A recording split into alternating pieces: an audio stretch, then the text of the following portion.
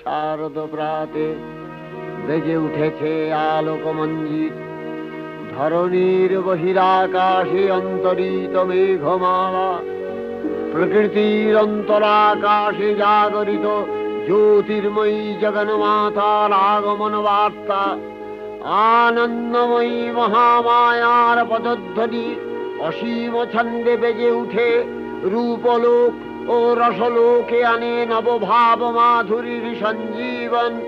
তাই আনন্দিতা শ্যামলী মাতৃকার চিন্ময়ীকে মৃন্ময়ীতে আবাহন। আজ চিৎশক্তি রূপিণী বিশ্বজননীর শারদশ্রী বিমণ্ডিতা প্রতিমা মন্দিরে মন্দিরে ধ্যান বোধিতা।